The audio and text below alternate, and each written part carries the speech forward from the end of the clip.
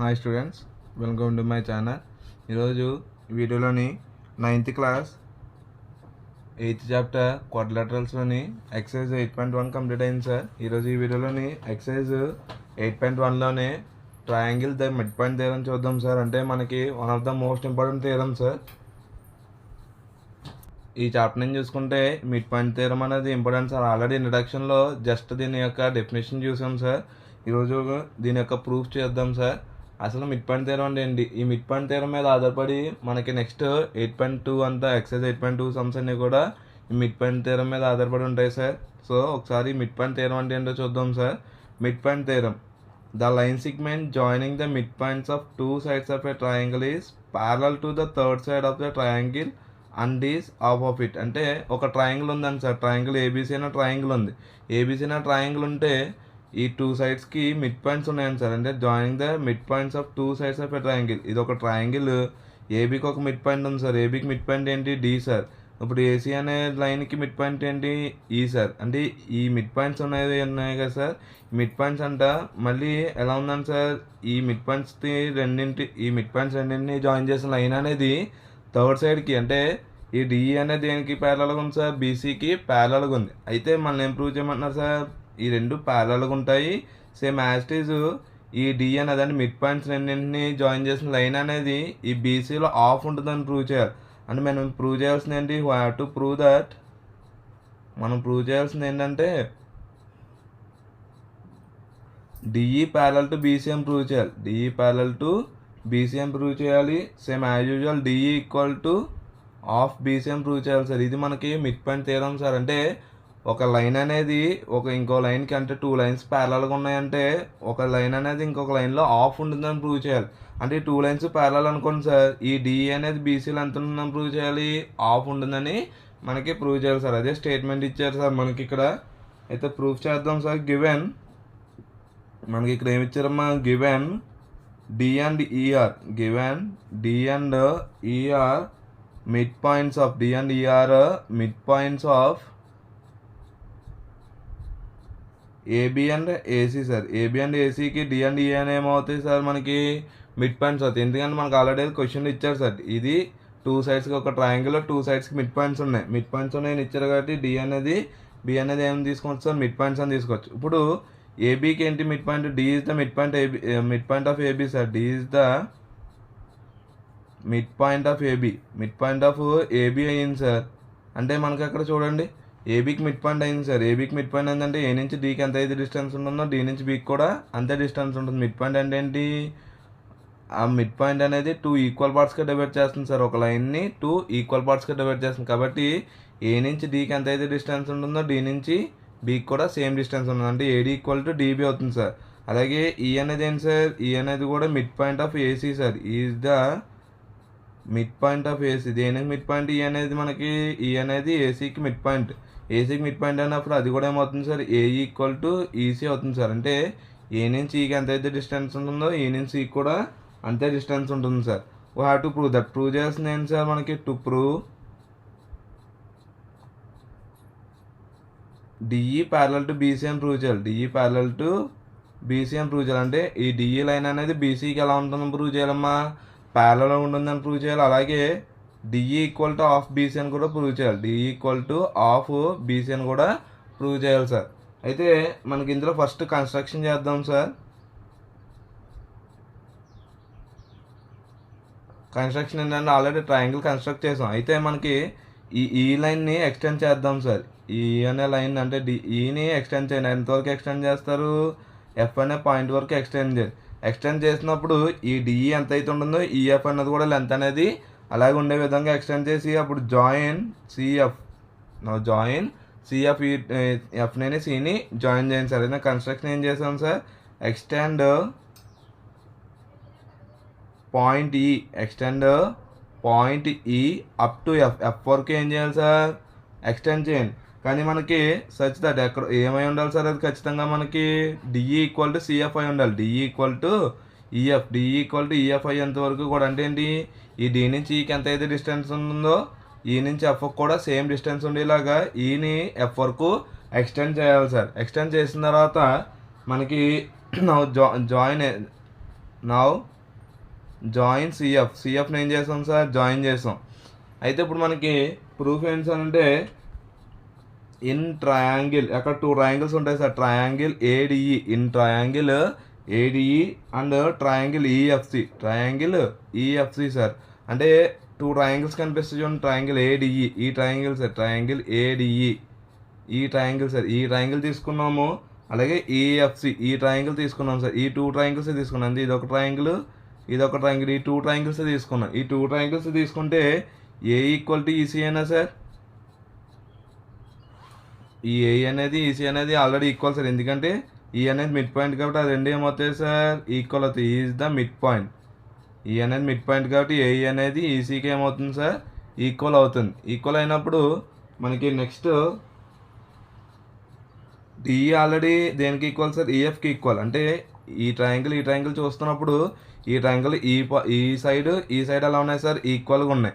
అలాగే ఇప్పుడు ఈ సైడ్ ఈక్వల్ కదా సార్, ఆల్రెడీ క్వశ్చన్లో తీసుకున్నాం చూడండి. ఇక్కడ డిఈ ఈక్వల్ టు ఈఎఫ్ అని తీసుకున్నాం కదా సార్, ఆల్రెడీ కన్స్ట్రక్షన్లో డిఈ ఈక్వల్ టు ఈఎఫ్ అయింది సార్, ఆల్రెడీ కన్స్ట్రక్షన్లో తీసుకున్నాం కాబట్టి. అలాగే ఇంకొకటి చూడండి, ఇక్కడ ఒక యాంగిల్ తీసుకున్నాం అనుకోండి సార్, ఇది యాంగిల్ 1 అనుకోండి, ఇక్కడ యాంగిల్ 2 అనుకోండి సార్. ఈ రెండు యాంగిల్స్ ఎలా ఉంటాయమ్మా, ఈక్వల్గా ఉంటాయి సార్. అంటే యాంగిల్ 1 ఈక్వల్ టు యాంగిల్ 2 అవుతుంది సార్. ఎందుకు సార్, వర్టికల్ ఆపోజిట్ యాంగిల్స్ ఎప్పుడు కూడా మనకి ఎలా ఉంటాయి, ఈక్వల్గా ఉంటాయి కాబట్టి యాంగిల్ 1 ఈక్వల్ టు యాంగిల్ 2 అవుతుంది సార్. అంటే 2 ట్రయాంగిల్స్ ఉన్నాయి సార్, 2 ట్రయాంగిల్స్లో 2 సైడ్స్ ఈక్వల్, అలాగే 1 యాంగిల్ ఈక్వల్. అంటే ఇప్పుడు 2 ట్రయాంగిల్స్ ఏమవుతాయి సార్, ఈక్వల్ అవుతాయి. అంటే దాని ప్రకారం మనం ఏం రాయొచ్చమ్మా, triangle ADB congruent to triangle EFC by SAS congruency ప్రకారం ఆ 2 ట్రయాంగిల్స్ ఎలా ఉన్నాయని ప్రూవ్ చేయొచ్చు సార్, మనకి కాంగ్రెంట్ కంటే ఈక్వల్గా ఉన్నాయని ప్రూవ్ చేయొచ్చు. అయితే మనకి 2 ట్రయాంగిల్స్ ఈక్వల్ అయినాయి సార్. ఇప్పుడు ఏడిబి అనే ట్రయాంగిల్, ఈఎఫ్సి అనే ట్రయాంగిల్, ఈ 2 ట్రయాంగిల్స్ ఈక్వల్ అయినాయి. 2 ట్రయాంగిల్స్ ఈక్వల్ అయినాయి అంటే అందులో ఉన్న కరస్పాండింగ్ సైడ్స్ కూడా ఏమవుతాయి సార్, కరస్పాండింగ్ సైడ్స్ కూడా ఈక్వల్ అవుతాయి. అంటే ఏడీ కరస్పాండింగ్ సైడ్ ఏది, సిఎఫ్ సార్.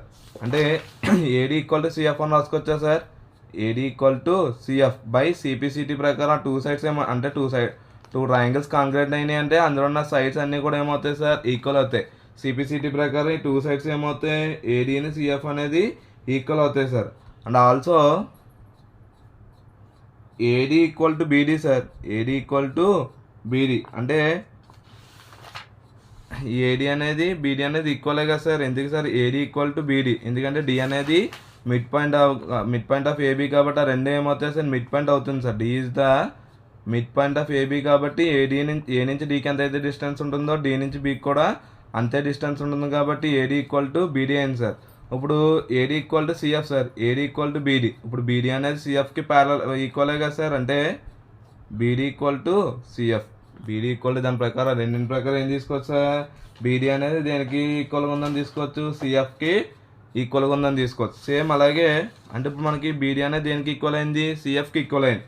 ఇప్పుడు యాంగిల్ ఏ ఉంది sir, angle A angle C equal అయినా సార్, సిబిసిటీ ప్రకారం ఈ 2 ట్రయాంగిల్స్ ఈక్వల్ అయితే అందులో యాంగిల్స్ కూడా ఈక్వల్ అవుతాయి కదా సార్. దాని ప్రకారం angle A equal to angle C sir, angle A equal to angle C by CPCT ప్రకారం ఆ 2 ట్రయాంగిల్స్ ఈక్వల్ కాబట్టి అందులో 2 యాంగిల్స్ కూడా ఏమవుతాయి సార్, మనకి ఈక్వల్ అవుతాయి. అందులో 2 యాంగిల్స్ కూడా ఏమవుతాయి సార్, ఈక్వల్ అవుతాయి. అలాగే for example also angle A and angle C అని కూడా ఏమవుతాయి సార్, మనకి angle C and angle C are also alternate interior angles sir, alternate interior angles అవుతాయి సార్. ఆ 2 యాంగిల్స్ కూడా ఆల్టర్నేట్ ఇంటీరియర్ యాంగిల్స్ ఎలా అవుతాయి సార్, అంటే ఆల్టర్నేట్ ఇంటీరియర్ యాంగిల్స్ అవుతాయని తీసుకున్నాం. ఆల్టర్నేట్ ఇంటీరియర్ యాంగిల్స్ అనేవి ఎలా అవుతాయంటే ఫర్ ఎగ్జాంపుల్ చూడండి,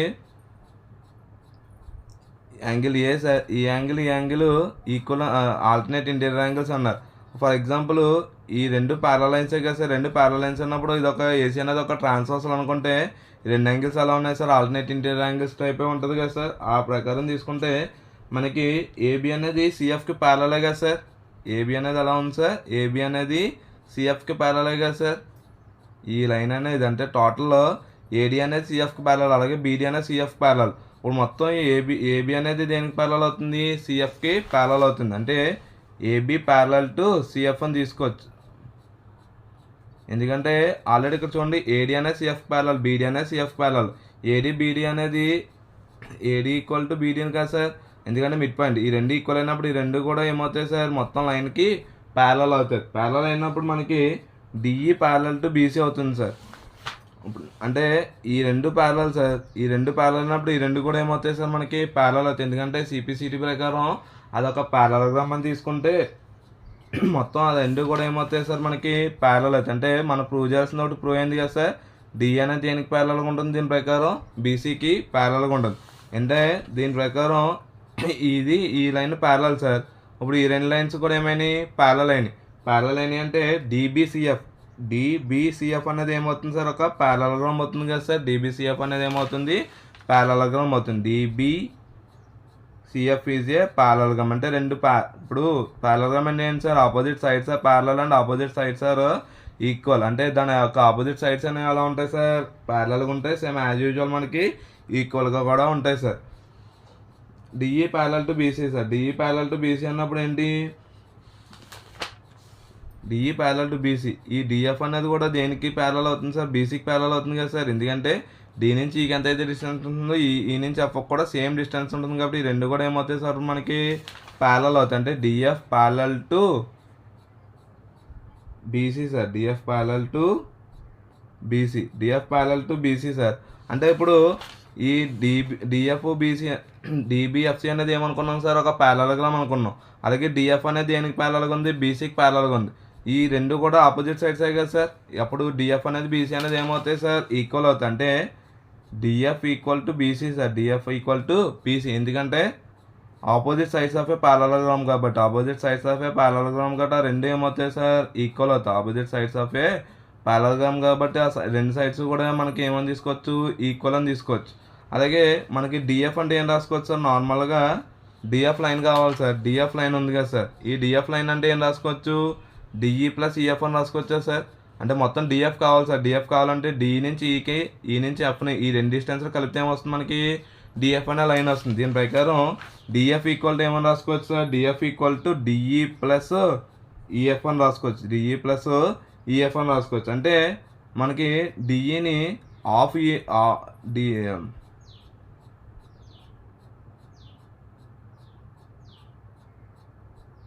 డిఎఫ్ ఉంది సార్. ఇప్పుడు ఇక్కడ మనకి ఈ డిఎఫ్ని ఏమని రాసుకోవచ్చు, ఇక్కడ డిఎఫ్ ఉంది సార్. డిఎఫ్ని ఏమని రాసుకోవచ్చు, 2D అని రాసుకోవచ్చా, ఎందుకంటే డి నుంచి ఈకి ఎంత డిస్టెన్స్ ఉందో ఈ నుంచి ఎఫ్ కూడా ఎంత డిస్టెన్స్ ఉన్నప్పుడు ఈ డిఎఫ్ని మొత్తం డిని 2 డబల్ చేస్తే డిఎఫ్ వస్తుంది కదా సార్ మనకి. దాని ప్రకారం డిఎఫ్ ఈక్వల్ టు ఏం రాసుకోవచ్చు సార్, 2D అని రాసుకోవచ్చు. ఆల్రెడీ మనకి డిఎఫ్ ఈక్వల్ టు బీసీ అని తీసుకున్నాం సార్. అంటే డిఎఫ్ ప్లస్ ఏం రాసుకోవచ్చు, 2D అని రాసుకోవచ్చు. 2D ఈక్వల్ టు ఏమవుతుంది సార్, బీసీ అవుతుంది. 2D ఈక్వల్ టు బీసీ అవుతుంది. అక్కడ మనకి ఇందులో డిఈ కావాలి సార్. డిఈ ఈక్వల్ టు ఇక్కడ 2 మల్టిపుల్ చేస్తుంది, ట్రాన్స్పోజ్ చేస్తే ఆఫ్ బీసీ అవుతుంది సార్. అంటే డి అనేది ఆల్రెడీ బీసీకి ప్యారలల్, డి అనేది ఆల్రెడీ బీసీకి ప్యారలల్ అయితే మళ్ళీ డిఈ అనేది ఏమవుతుంది, బీసీలో ఆఫ్ అవుతుంది. బీసీలో ఏమవుతుంది సార్, ఆఫ్ అవుతుందని వచ్చింది సార్. ఇది మనకి mid point theorem sir. Mid point theorem ఇది మనకి ప్రూఫ్ కూడా ఇంపార్టెంట్ సార్. ఓకేనా సార్. అలాగే దీనికి కన్వర్స్ ఉంది సార్. కన్వర్స్ ఏంటంటే నార్మల్గా మనకి కన్వర్స్ ఏంటంటే the line drawn the mid point on one side of a triangle is parallel to another side bisects the third side. అంటే ఒక ట్రయాంగిల్ ఉందండి సార్. ట్రయాంగిల్లో మిడ్ పాయింట్స్ని టచ్ చేసిన లైన్ అనేది థర్డ్ లైన్కి ఎలా ఉంటుందండి సార్, ప్యారలల్గా ఉంటుంది. ప్యారలల్గా ఉన్నప్పుడు మళ్ళీ ఈ రెండు ప్యారలల్ లైన్స్ అయితే కనుక థర్డ్ సైడ్ కూడా ఎలా ఉంటుంది సార్, థర్డ్ సైడ్లో ఆఫ్ ఉంటుంది. అంటే ఇది ఆల్రెడీ థర్డ్ సైడ్లో ఆఫ్ అని ప్రూవ్ చేస్తాం సార్. థర్డ్ సైడ్లో ఆఫ్ అని ప్రూవ్ చేసినప్పుడు ఆ రెండింటికి కూడా ఈ రెండు లైన్స్ ఏమవుతాయి అంటే ఒక ట్రయాంగిల్ తీసుకున్నాం సార్. ఫర్ ఎగ్జాంపుల్ ఒక ట్రయాంగిల్ తీసుకున్నాం సార్. ఈ ట్రయాంగిల్ అన్నాను సార్, ఈ డి అంటే మిడ్ పాయింట్స్ రెండింటిని జాయిన్ చేసిన లైన్ అనేది డి అనేది తీసుకున్నాం సార్. డి అని తీసుకున్నప్పుడు ఏబీసీ అనే ట్రయాంగిల్లో డి అనేది తీసుకున్నప్పుడు ఈ డి అనేది మిడ్ పాయింట్, ఏబీకి మిడ్ పాయింట్, ఏసీ అనేది ఈ అనేది ఏసీకి మిడ్ పాయింట్ అయింది సార్. మిడ్ పాయింట్ అన్నప్పుడు దీంట్లో ఆఫ్ అనేది ఎలా ఉంటుందండి సార్, బీసీకి ఈక్వల్ ఉంటుంది. అంటే ఆఫ్ బీసీ ఈక్వల్ టు ఏమవుతుందండి సార్, డిఈ అవుతుందండి. Of BC equal to DE అవుతుందండి. ఇలా of BC equal to DE అయినప్పుడు డిఈ అనేది బీసీకి ఎలా ఉంటుందండి సార్, ప్యారలల్గా ఉంటుందండి సార్. అంటే ఏం లేదు, దీనికి రివర్స్ సార్. మిడ్ పాయింట్ తీయడానికి రివర్స్. కన్వర్స్ అంటే ఏం లేదండి సార్, ఆల్రెడీ మనం ప్రూవ్ చేసాం. డిఈ అనేది హాఫ్ బీసీ అని ప్రూవ్ చేసాం. డిఈ ప్యారలల్ టు బీసీ అయింది sir. DE parallel to BC అయినప్పుడు DE equal to half BC అని ప్రూవ్ చేసాం. ఇప్పుడు DE equal to half BC అని ఇచ్చాడు. DE equal to half BC అయితే మనకి ఇప్పుడు డిఈ అనేది దేనికి ప్యారలల్ అవుతుందని సార్, బీసీకి ప్యారలల్ అవుతుంది అని ఇచ్చాడు సార్. ఓకేనా సార్, ఇది మనకి మిడ్ పాయింట్ థియరం సార్. ఇది వాళ్ళ వీడియో సార్. ఈ వీడియోలోని మనకి మిడ్ పాయింట్ థియరం గురించి ఎక్స్ప్లెయిన్ చేసుకున్నాం సార్. అండ్ నెక్స్ట్ వీడియోలోని ఎక్సర్సైజ్ 8.2లోని సమ్స్ చూద్దాం sir. Hope you all understand the theorem. Video కనుక మీకు ఉపయోగపడినట్లయితే please like, share and subscribe my channel. Thank you one and all.